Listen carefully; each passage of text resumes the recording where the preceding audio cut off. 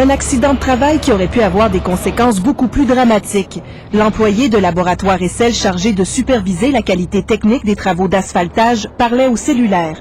Le conducteur de ce camion lourd a reculé. Un travailleur qui était dans l'angle mort du camion n'a pas vu ce dernier, il n'a pas entendu le signal sonore du camion avec le trafic, la circulation. Il a reculé dessus, il a heurté. La victime a été transportée à l'hôpital de Chicoutimi. L'homme souffre de blessures importantes au bassin et aux jambes. Il avait de l'air d'avoir mal. C'était vraiment un cri de douleur. Là. Il était étendu à terre, puis il y avait du sang, on voyait qu'il saignait.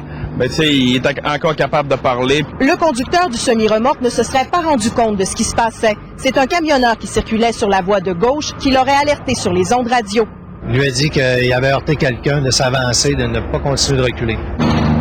Le camionneur a été traité pour un choc nerveux. Il travaille pour Talon-Sébec de Longueuil. C'est cette entreprise qui a décroché le contrat du ministère des Transports.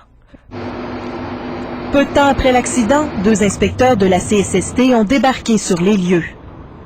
Transport et au propriétaire du camion Ben, la compagnie Talon-Sébec, d'effectuer une enquête interne en premier lieu de leur part et de transmettre les conclusions de cette enquête à la CSST. Selon la CSST, un employé a le droit de parler au téléphone cellulaire sur un chantier.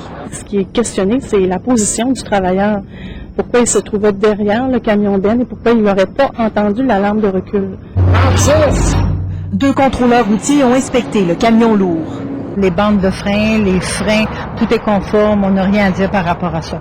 Les travaux sont suspendus. Ils reprendront dès que Transport Québec et Talon-Sébec auront fourni à la CSST une procédure de travail sécuritaire. Alison Ouellette, TVA, Saguenay.